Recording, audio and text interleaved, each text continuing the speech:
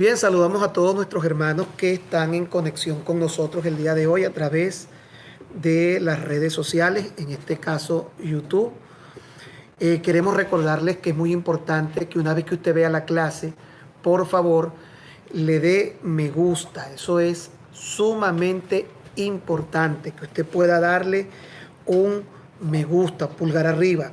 Tenemos muchas visualizaciones, como decía hace rato, creo que era en Facebook. Lamentablemente, las personas ven el video, pero no le dan me gusta. Y recuerde que para que el canal pueda seguir creciendo, esto es uno de los aspectos de mayor relevancia en las redes sociales. Por favor, póngale pulgar arriba. Si se le olvida, hágalo ya en este momento y continúa viendo su clase, por si acaso. ¿Ok? Ok, vamos a comenzar nuestra clase del día de hoy, recordando un poco lo que analizamos la semana pasada. Estamos en el punto principal de lo que es la identidad, teniendo en cuenta que para que una iglesia pueda solidificarse, pueda sostenerse, pueda crecer, y no solamente pueda crecer, sino que pueda hacerlo de forma consistente, porque a veces crecemos pero no consistentemente, es muy importante trabajar el tema de la identidad. Entonces veíamos algunos aspectos importantes que se relatan en la Biblia y cómo el caso del consejo de Jetro se convierte para Moisés en una solución temporal, pero no en la respuesta de la problemática que manejaban ellos en ese momento. Se convierte en una solución temporal porque Jetro le dice a Moisés que escogiera jueces, le da ciertos requisitos que deberían tener cada uno de estos, y una vez que estos requisitos son cubiertos por ellos, iban a ser puestos sobre distintos grupos de personas. Recuerde que el problema radicaba en que Moisés, dice la Biblia, que Jetro lo percibe agotado y cansado.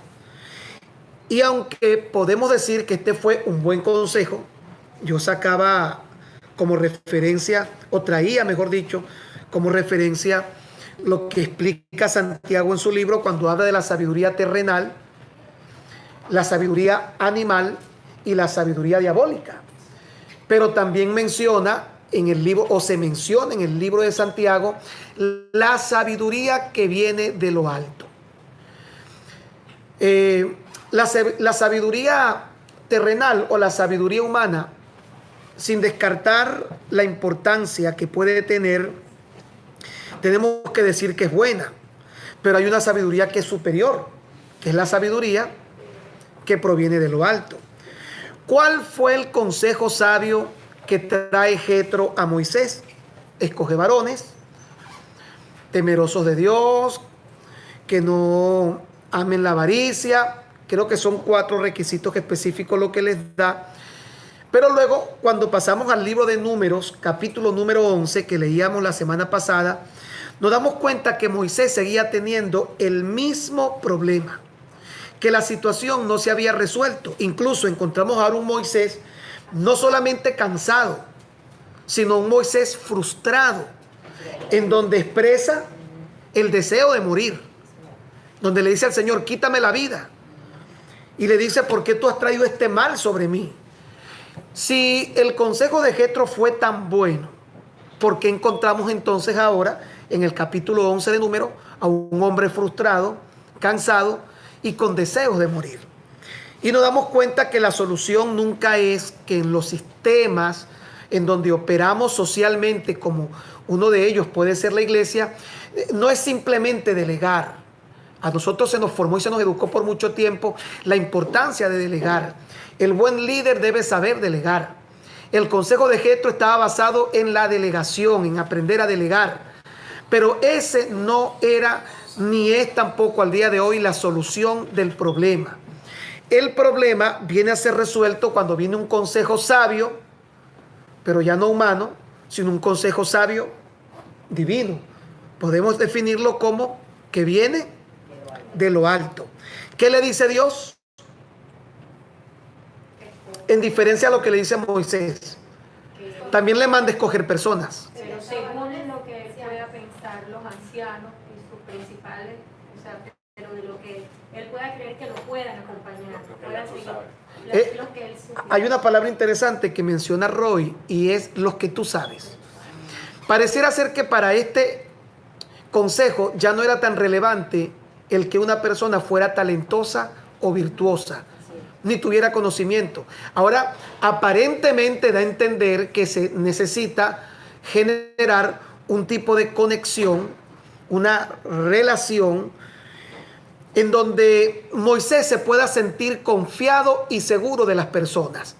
Recuerde también al mismo tiempo que a pesar de todo lo que ocurrió, probablemente algunos han especulado y han dicho que la rebelión de Coré, Datán y Abirán provenía a lo mejor de personas llenas de talento. Incluso recuerde la expresión que hacían estas personas. Decían, ¿acaso Dios habla solamente a través de ti? Dios también habla a través de mí. Pero el problema no era el talento de las personas, sino que eran personas en quien Moisés no podía confiar. No tenían su ADN. No tenían su ADN. Entonces, ¿qué es lo primero que le dice Dios a Moisés? Lo que tú sabes. Ya no vas a valorar. No es que no vas a valorar, porque yo digo que si digo, no quiero decir que no se debe valorar el talento, el conocimiento o la virtud de una persona, pero no debe ser considerado para poder fomentar un equipo o un liderazgo de apoyo y ayuda. Porque ahora Dios lo que le dice es, escoge 70 ancianos de los príncipes, los que tú sabes. Luego le dice, tráelos a la puerta del tabernáculo, ponlos desde el principio de todas las cosas.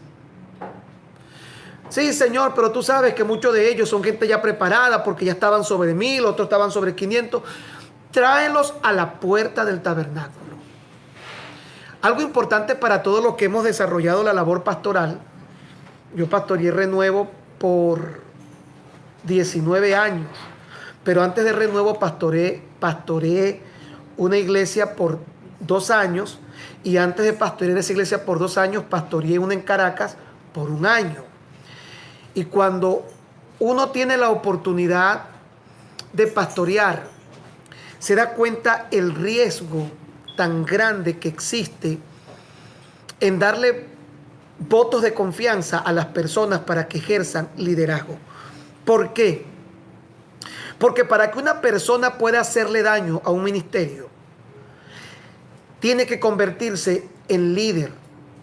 Pero para convertirse en líder, el único que puede hacer que eso sea posible es el líder principal, que lo proyecte de alguna forma. Entonces, ese voto de confianza que estaban recibiendo los que estaban bajo el consejo de Jetro, no eran personas que para Moisés se podría definir como personas de confianza, sino que eran personas virtuosas, talentosas, digámoslo así, trabajadoras, pero no eran personas de confianza. Ahora Dios le dice, escoge estas personas. Por eso le decía, a los que hemos sido pastores, sabemos que a veces los que más broma nos echan en la iglesia son los más talentosos, ¿verdad? Los que aparentemente demuestran tener cualidades y virtudes, porque lo vamos a ver más adelante. Las virtudes, los talentos y las cualidades suelen ser tan engañosas y pueden ser hasta un arma de doble filo, porque cuando una persona logra identificar en ella y logra ser reconocida por algún talento, por alguna virtud, por alguna cualidad, bien sea porque sabe, bien sea porque canta bien, bien sea porque tiene algún talento, por lo general ese tipo de personas a quienes se les reconoce y ellos identifican en ellos mismos el talento, descuidan el carácter. Descuidan formar un carácter porque para ellos quizás su liderazgo o su ministerio va a estructurarse en base a su talento. Y encontramos mucha gente talentosa sin carácter.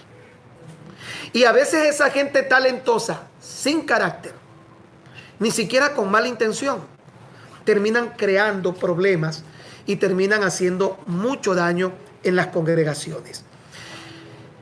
Entonces Dios lleva a Moisés a esta confrontación. Olvídate del talento, olvídate de lo que conocen, olvídate de lo que saben. Escoge los que tú sabes, nadie te los va a imponer. No permitas que haya una elección democrática.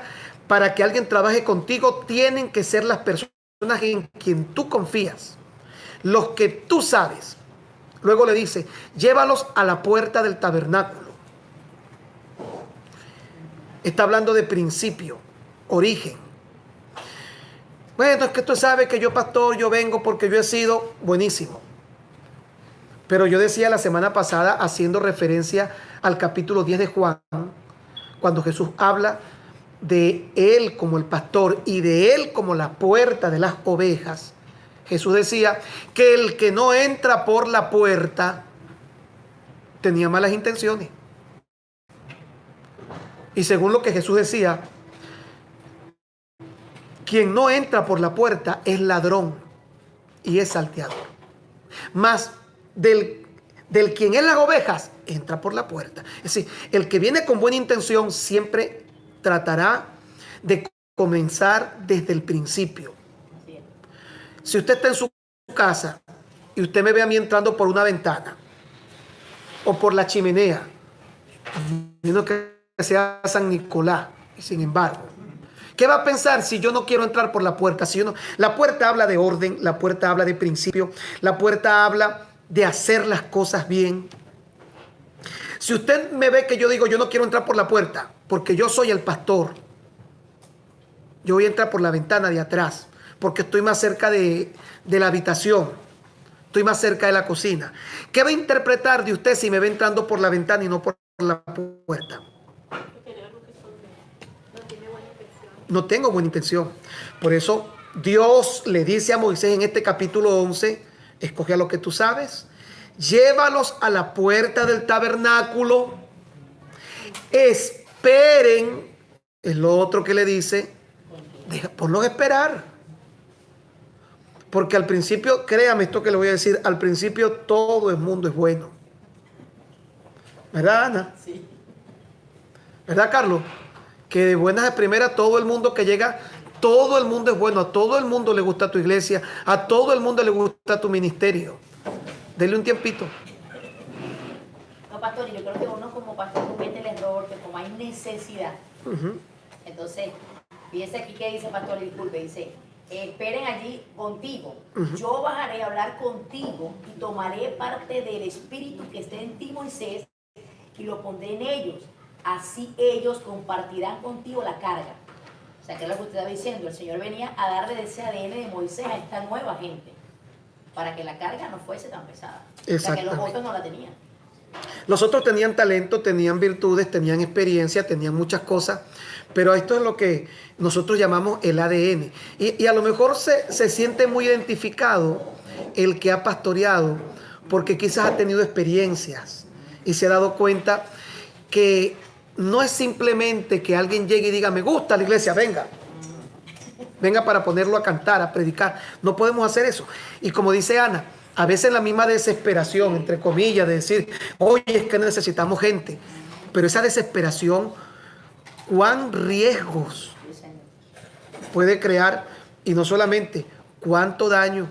Y se lo puedo decir yo que en ocasiones me tocó hacer cosas como ver a alguien que me venía, una vez recuerdo que llegó una persona, y yo lo agradezco porque él fue muy sincero. Mayela debe recordarlo. Él estuvo trabajando primero con la parte deportiva, ayudando con los niños, y un día él me dice, mire, pastor, yo le voy a ser sincero. Yo vengo aquí por un cargo.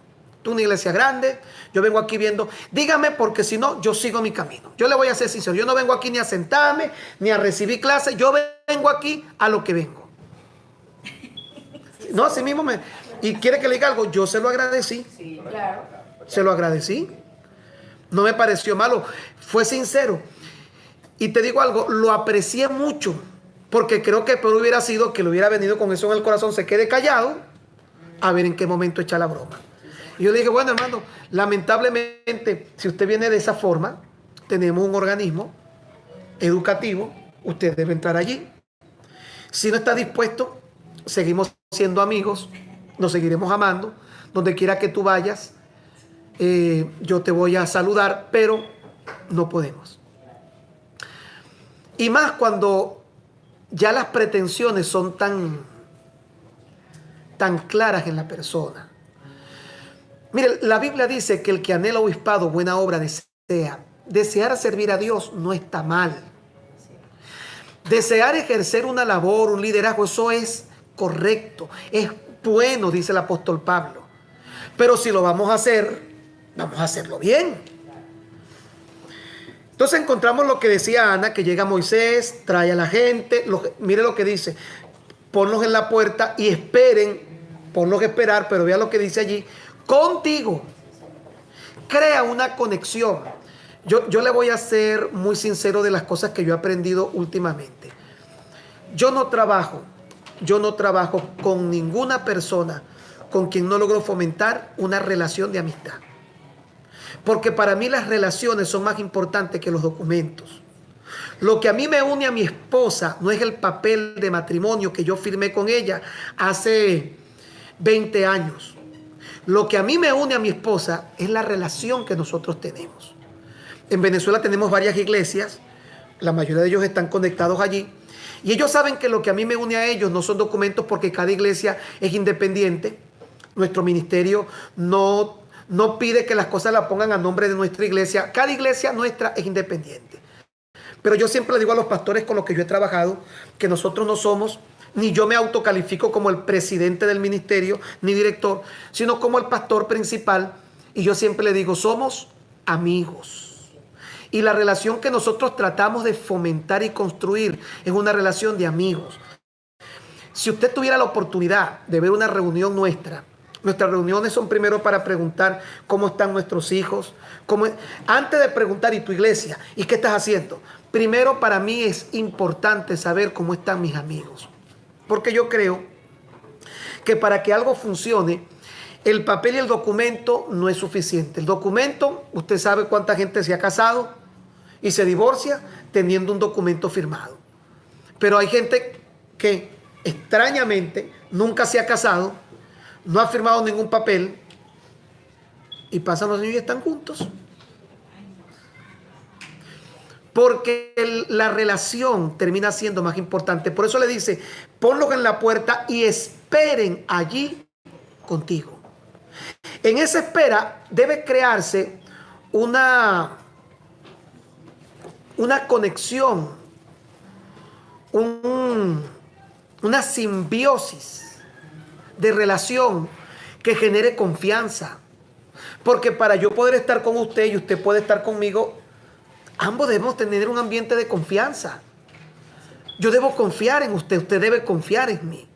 Y vean cómo todo está siendo llevado de lo que le había dicho Jetro a lo que ahora le está diciendo Dios en el capítulo 11 de Números. Dice, después que está allí, esperen contigo.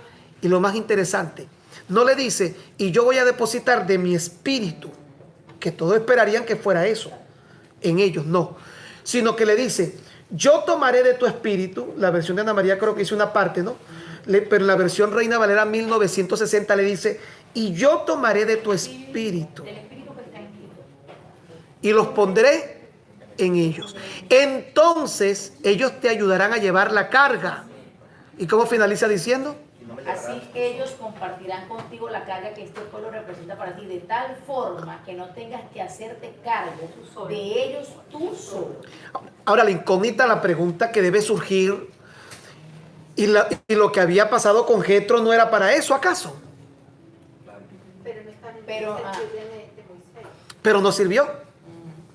¿Por qué? Porque fue un sabio consejo. Pero esto es una evidencia de lo que es sabiduría que proviene de lo alto. Dios le estaba diciendo, el tema no es que tenga gente, el tema no es que delejes, el tema es que tú puedas hacer que lo que yo puse en ti pueda estar en la persona que esté contigo. Yo le pregunto, ¿cómo se divide una iglesia de esa forma? Por eso le decía hace rato, el tema no es crecer, sino crecer con consistencia, porque cuántos organismos o ministerios crecen y cuando ya están grandecitos se dividen. Pasa todos los días.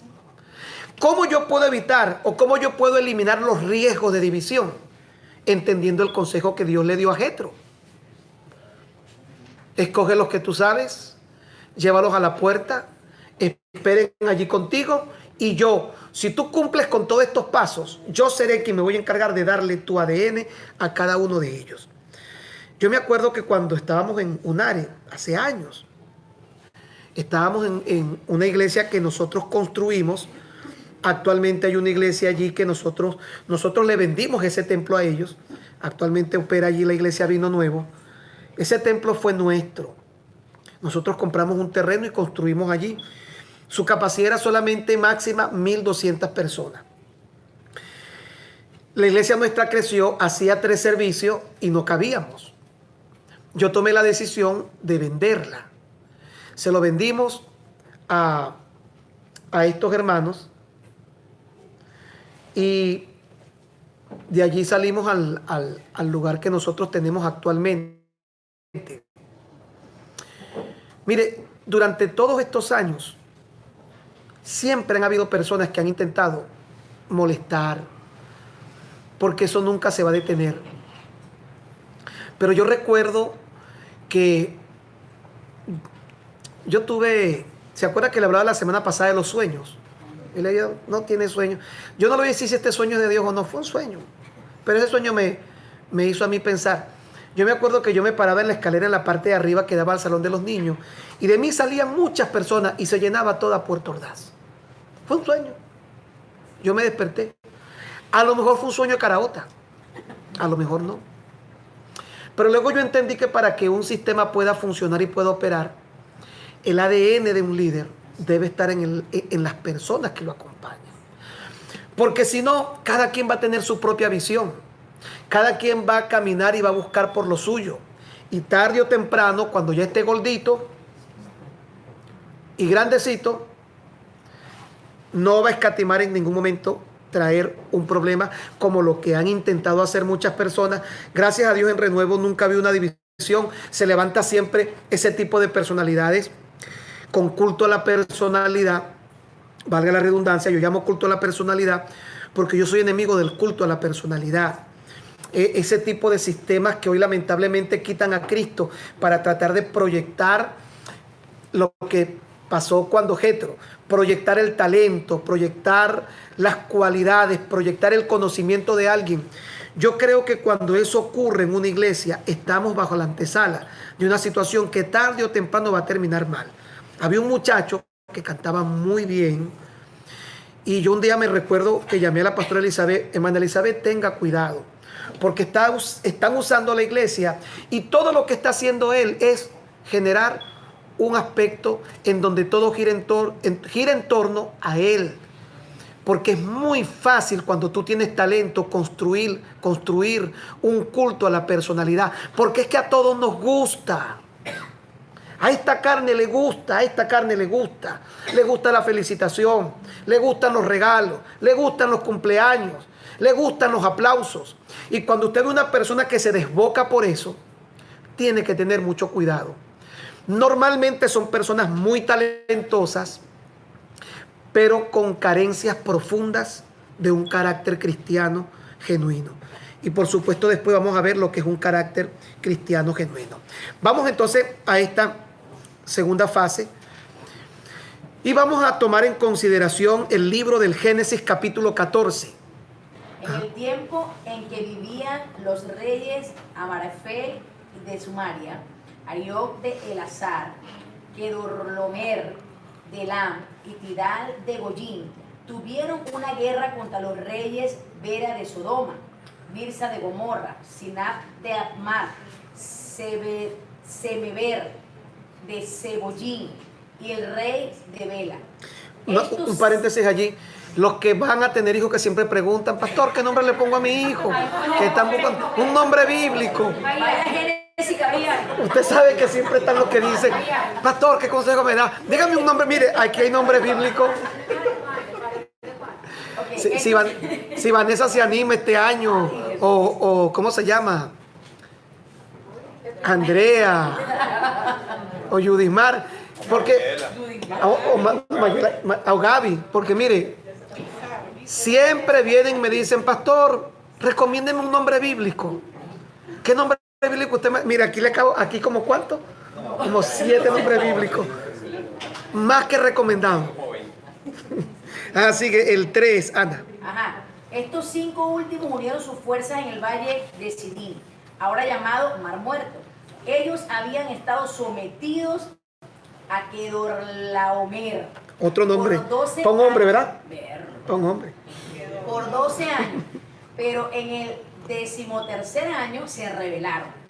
En el 14º año, Kedorlaomer y los reyes que estaban con él vinieron y derrotaron a los refaicitas de Astarot. Ay, Dios mío. De Carnallín. Ay, Jesús.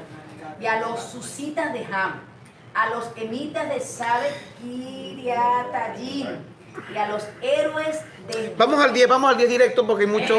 Sí, sí, vamos al 10 directo. Siento que estoy en disciplina, Patricia. Sí. Ok, en esa época el valle de Sidín estaba lleno de pozos de brea. Entonces, cuando los reyes de Sodoma y Gomorra escaparon con sus ejércitos, algunos cayeron en esos pozos, pero los demás huyeron entre los montes. Entonces, Kedorlaomer y sus aliados tomaron todo el alimento y posesiones de Sodoma y de Gomorra y se fueron. Como Lot, el sobrino de Abraham, vivía en Sodoma, lo agarraron y a él se fueron llevando todo lo que él tenía. Uno que se escapó vino y le contó todo esto a Abraham, el hebreo, que estaba viviendo cerca de los grandes robles de Manré. Manré era hermano de Escol y Abner, aliados de Abraham. Cuando Abraham escuchó que su pariente había sido capturado, reunió 318 hombres bien entrenados que habían nacido en su hogar y se fue hasta Dan para perseguir al enemigo. Por la noche Abraham y su siervo se desplegaron contra los enemigos y los derrotaron.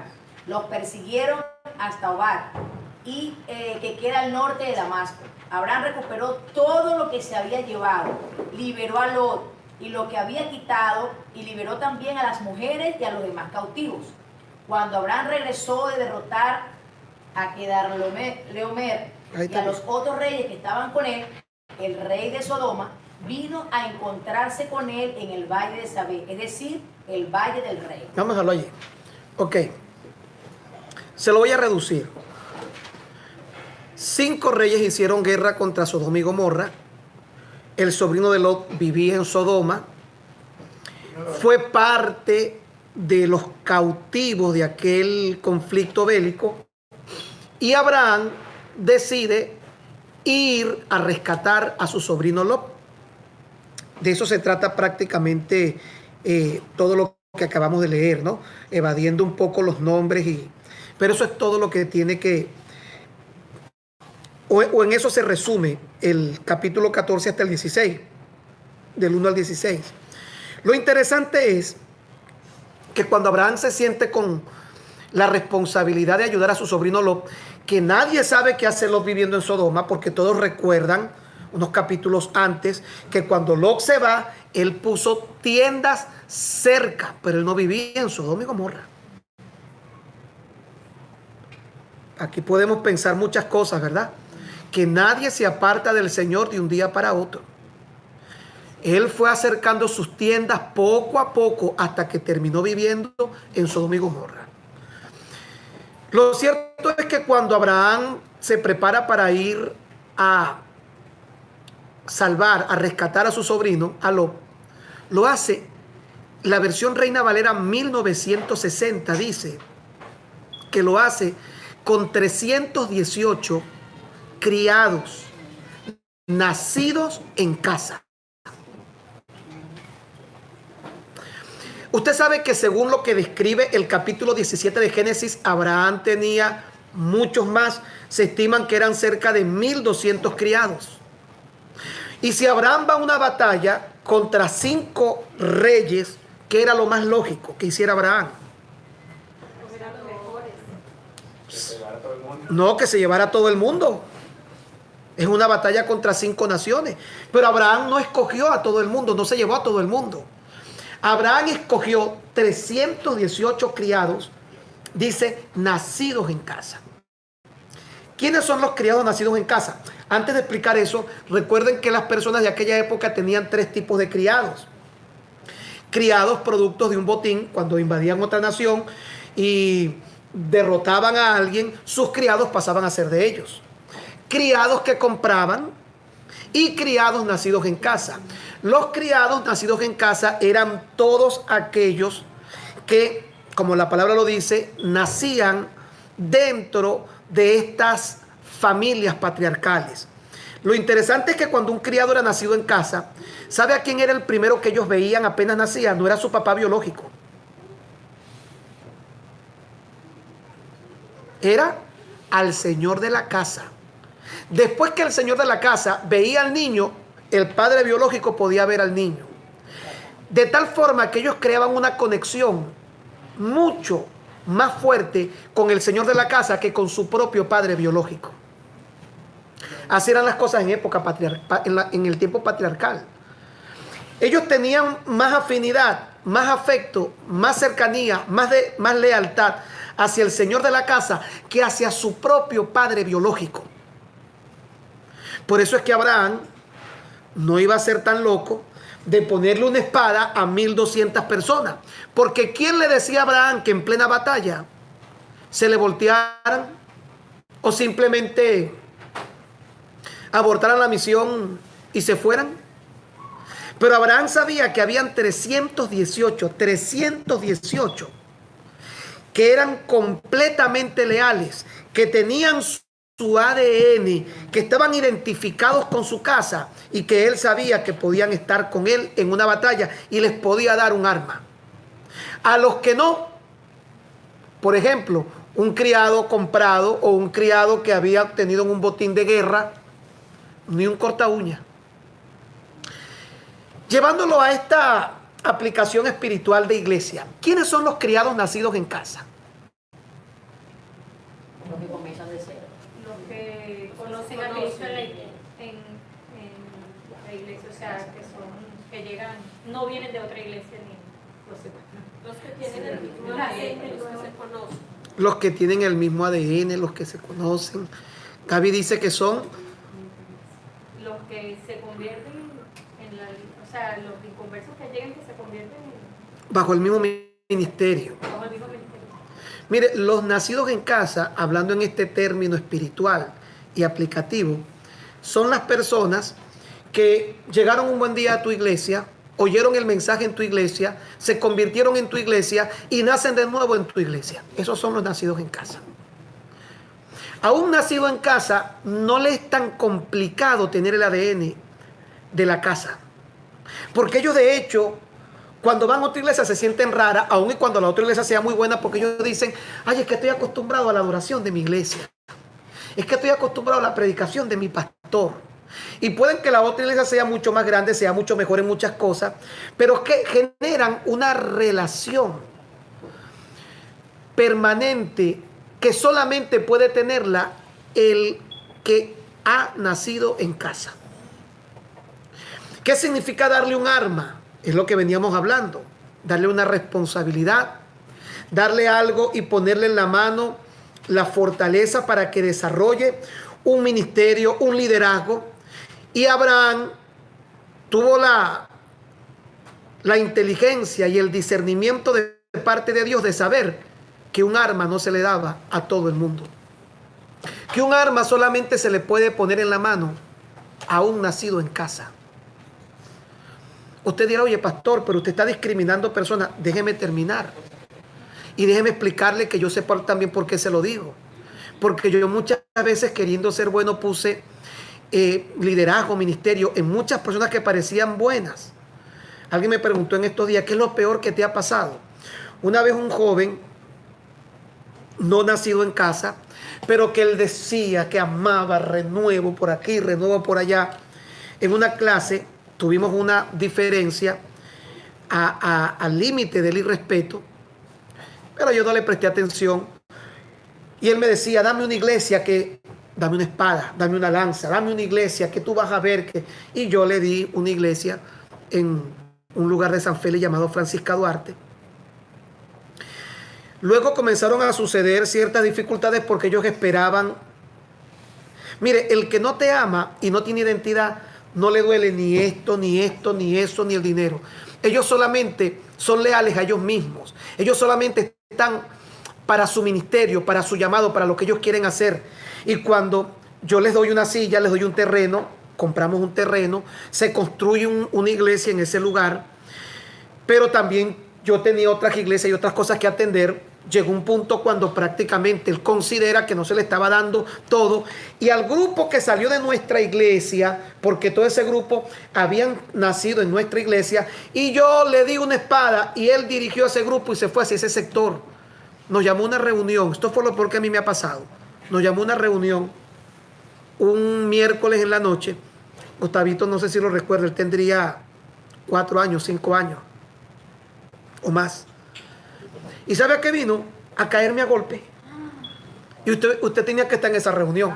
Porque yo pensé que estábamos hablando normal, que íbamos a buscar la forma de resolver. Y mientras yo estoy hablando, una de las personas que había salido de la iglesia, pero que tenía ya casi un año con él, sin ningún tipo, Juan estaba allí, sin ningún tipo de nada, no había ni siquiera un problema, no estábamos ni discutiendo. Se levantó y vino a caerme a golpe. Y eso fue un alboroto. Y las hermanas pegando gritos y los otros llorando. Y la gente, imagínense una reunión. Y de pastores, de pastores. ¿Ah? Una reunión de pastores. Yo sé cuando yo le digo por qué Abraham no le dio un arma a alguien que no había nacido en su casa. A él no le importaba hacerle daño, no le importó envenenar a esta gente. A la larga, toda esa gente llegó un día a mi casa, tocar la puerta, pedir perdón, porque obviamente eso nunca prosperó. Y con la vergüenza de venir a pedir perdón después de todo el espectáculo que hicieron. Recuerdo que yo venía llegando de un servicio de oración, estaban en la puerta de mi casa y Mayela me dice, mira quién está allí. Mayela pensaba que me iban a volver a caer a golpe. Y estaban en la puerta de la casa esperando para decir todo lo malo que les fue, todo lo que pasaron por allá. ¿Ah? No le cayeron. Por eso yo sé lo que le estoy diciendo. Pero ¿sabe quién es difícil que haga algo en contra de una iglesia? El que nació en la iglesia, el que ama las paredes, el que ha estado allí, el que sabe cómo se bate el cobre y dice por allí, el que sabe cuánto se da para comprar este cafecito, el que todo el tiempo ha estado contigo, el que vio tu origen, el que estuvo allí, el que nació, que conoce y que sabe lo que es la casa. Es difícil que él lo haga. Ahora usted me va a decir, pastor, ¿y cómo hacemos con las personas que no son nacidos en casa? Porque es un número grande. Cuando alguien entonces, yo no soy culpable de haber creído por allá y habernos conocido después y yo haber llegado acá. Esa es una pregunta importante, ¿verdad? Esa pregunta está respondida claramente en el capítulo 17 de Génesis.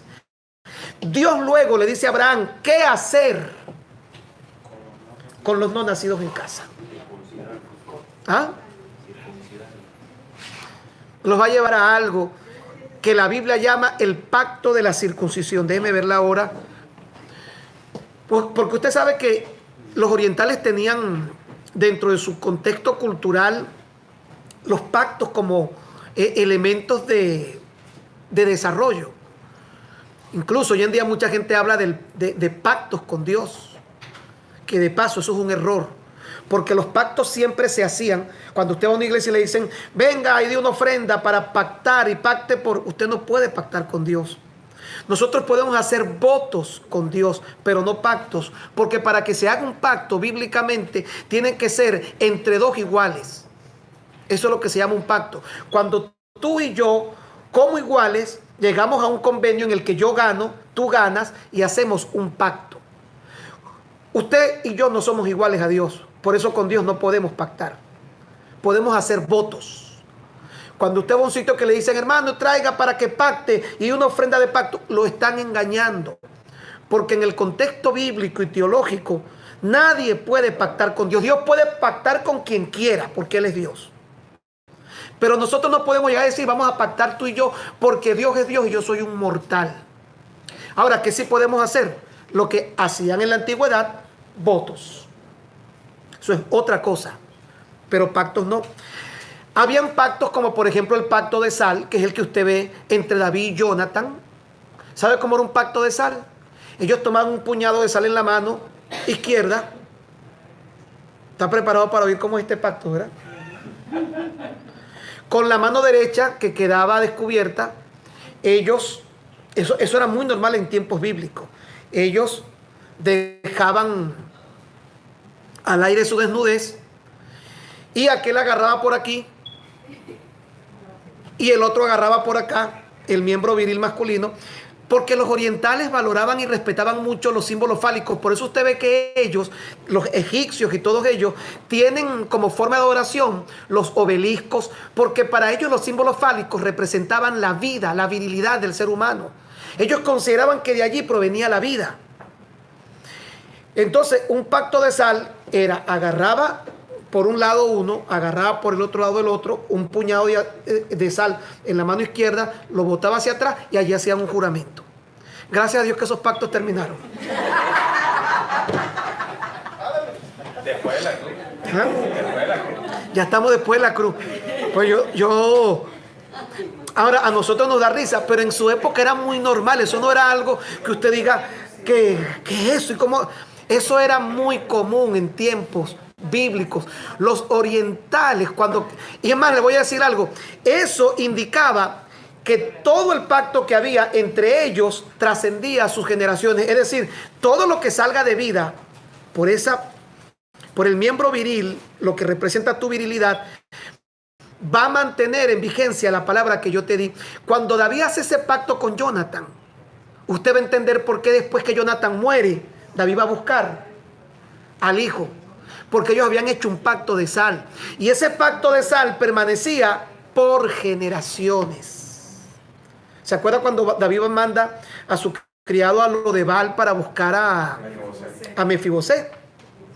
Él busca a Mefiboset porque había un pacto de sal. El pacto de sal representaba no solamente que es palabra de hombre, sino que como el miembro viril masculino representaba la vida y de donde provenían las generaciones, todo lo que tú y yo acordamos hoy va a trascender para nuestros hijos. Eso lo hacían en tiempos bíblicos. Gloria a Dios que ya no estamos en tiempos bíblicos. Yo espero que usted confíe en mi palabra y sea suficiente. Ya está ahí. Ahí dejamos todo. Y esta otra forma de pacto que era la circuncisión. Vamos a buscar, porque nos queda poco tiempo, Génesis 17. Para que usted vea lo que es la identidad y que existen existen tres tipos de identidad. La identidad por arraigo, la identidad filial y la identidad de conveniencia. La identidad de arraigo es la que tiene toda persona que ha nacido en casa. Esta es mi casa, es como tu hijo, él está arraigado a su estructura familiar, su casa, tiene tu ADN. Está la identidad filial, que es la que tienen las personas que están contigo porque se sienten bien, porque les gusta lo que tú haces, les gusta lo que tú enseñas. Y están los que tienen una identidad, entre comillas, de conveniencia, que son los que aparentan tener una identidad, pero ellos siempre tienen detrás de todo un factor de conveniencia personal. Génesis 17, para que usted entienda qué es lo que nos está enseñando la Biblia con todo esto. Te daré a ti y a tus descendientes la tierra en la que están ahora como extranjeros, toda la tierra de Canaán. Te daré a ti y a tus descendientes esta tierra como lugar de habitación, será de ustedes para siempre. Luego Dios le dijo a Abraham, tú y tus descendientes cumplirán este pacto de generación en generación. Es mi pacto que tú cumplirás. En esto consiste mi pacto entre tú y yo y tus descendientes a través de la generación. Todo hombre entre ustedes debe ser circuncidado. Circuncidará la carne de su prepucio. Esa será la señal de que ustedes aceptan el pacto entre ustedes y yo.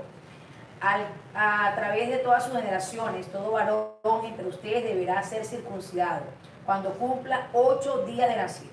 Aquellos que nazcan en tu hogar también deben ser circuncidados. ¿Sigue leyendo? Y todo esclavo comprado de un extranjero con tu dinero debe ser circuncidado, aunque no sea uno de tus descendientes.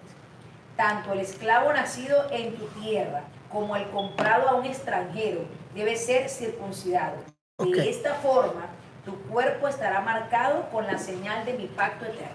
Ok, dése cuenta que ahora Dios le está diciendo a Abraham, ¿cómo resolvemos el problema de los no nacidos en casa?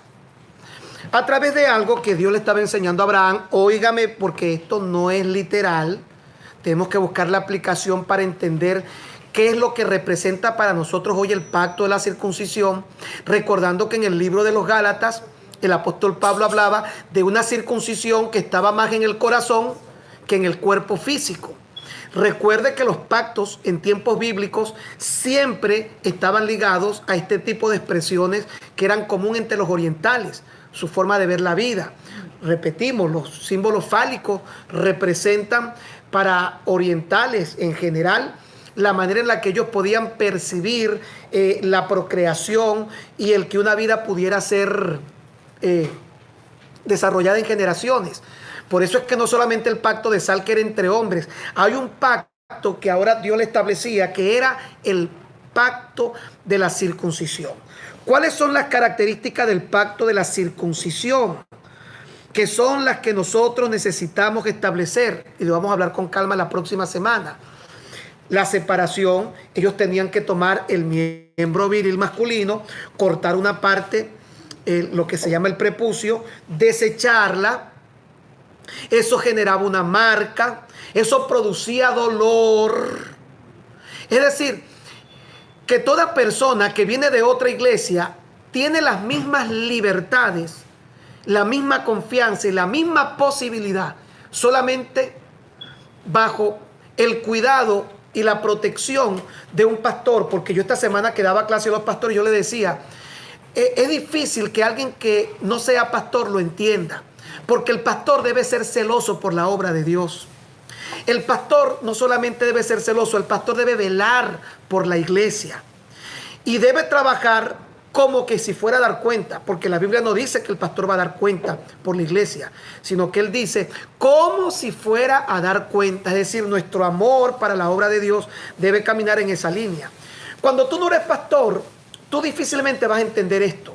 Pero cuando eres pastor, tú dices, yo entiendo por qué existen todas las precauciones que Dios estableció en el libro del Génesis y que hoy se puede aplicar perfectamente a nuestra vida. Lo que necesitamos saber es cuál es el pacto de la circuncisión, porque no es literal. No estoy diciendo yo, mira Roger, pásame un cuchillo aquí, que todos los que quieran ser parte de este ministerio, pásame lo que vamos a mochar a partir de este momento. Hay características que estaban vinculadas a la circuncisión. Una separación. 2, dolor. 3, marca. Cosas que tienes que finalmente separar. Cosas que te van a producir dolor, que no le produce, por supuesto, al que toda la vida ha estado en una iglesia. Cosas que te van a marcar.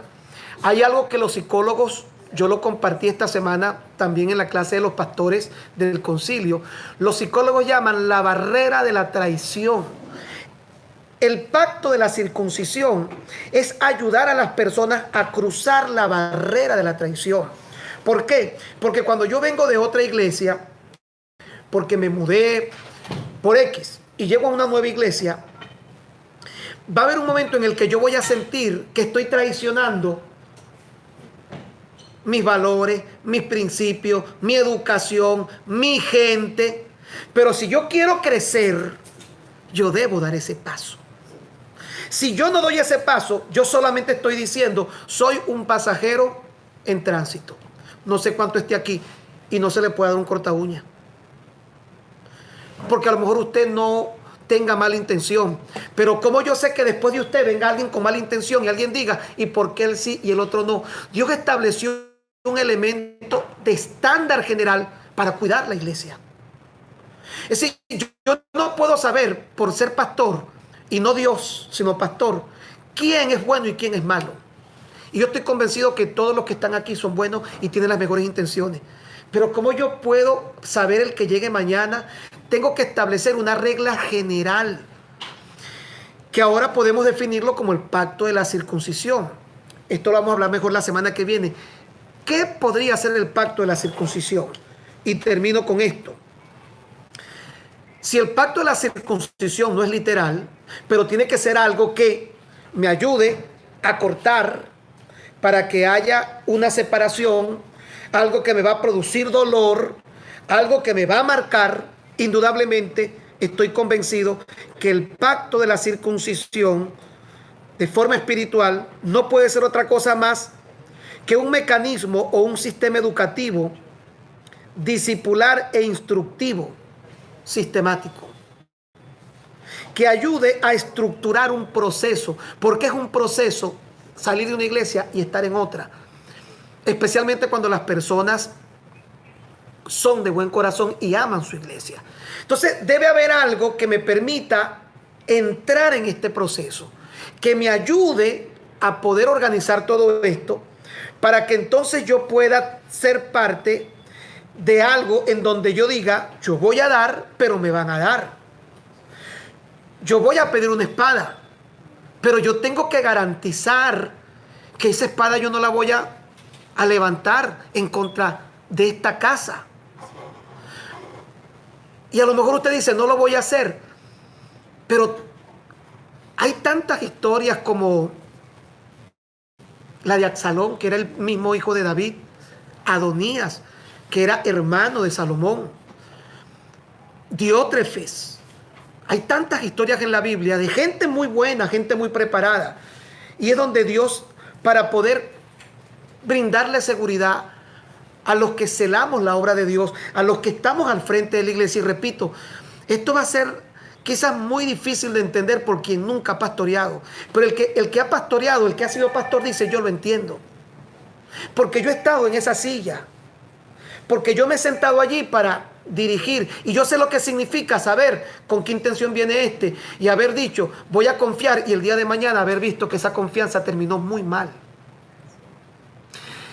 Yo no amaría la obra de Dios si yo simplemente digo, bueno, no importa, esto es una fiesta a la rebatiña, agarren caramelos todo el mundo, que aquí... No, yo no puedo pensar así, porque yo no sería pastor, sería un asalariado, porque el pastor ve al lobo venir y lo enfrenta, más el asalariado, esta es por el salario, se va, si se divide la iglesia, si funciona la iglesia, no le importa.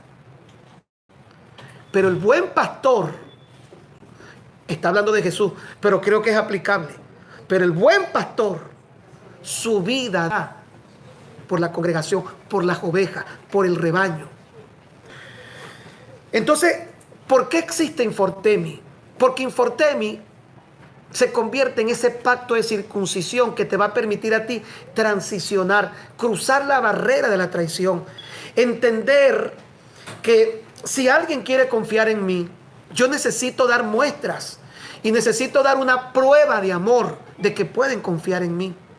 Porque si no, estamos frente a una situación como la de Abraham, que yo me imagino que si él tenía 1200 criados, él pudo haberle puesto una lanza, una espada, un escudo a los 1200 para enfrentar a aquellos 5 reyes, pero dice la Biblia que solamente armó 318 nacidos en casa. Y Dios, entendiendo esto, dijo, pero si tú quieres el día de mañana contar con todos, debe haber un elemento de precaución. El pacto de la circuncisión, de esto vamos a hablar mejor la semana que viene. Y entender esto significa saber que aquí me van a ayudar,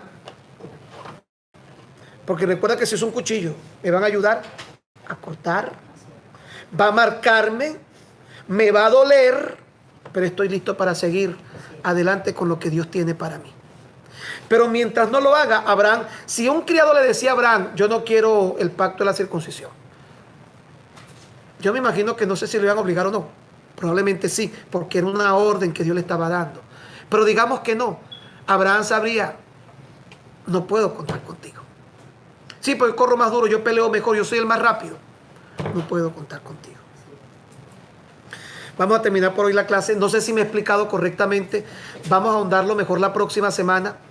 La intención de esta clase es que usted se pueda dar cuenta que Dios lo que quiere es que tengamos de forma homogénea un esquema de trabajo que nos permita no solamente crecer, sino que nos permita crecer con consistencia. Que el día de mañana no se divida lo que Dios nos ha dado. Y que de aquí pueda haber una multiplicación para todo lo que el Señor ponga en nuestras manos. Una pregunta, un comentario para terminar.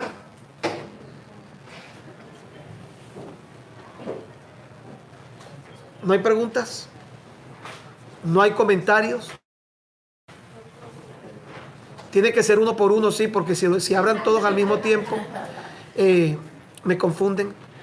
Bueno, yo entiendo que no hay comentarios, que no hay preguntas. Por favor, siga considerando Jeremías 35 y estos dos capítulos que les he dado. Génesis 14, Génesis 17. Vamos a despedirnos de nuestros hermanos, por favor. Recuerde darle pulgar arriba. No cierre la clase sin hacerlo. Y si lo ve entre semana, por favor, hágalo. Apenas comience a ver su clase. O en este momento, hágalo. Despida a los hermanos, Gustavo, que vean acá la clase. Cómo ha ido creciendo. Sí, que lo vean. Miren, los hermanos lo van a saludar. Chao.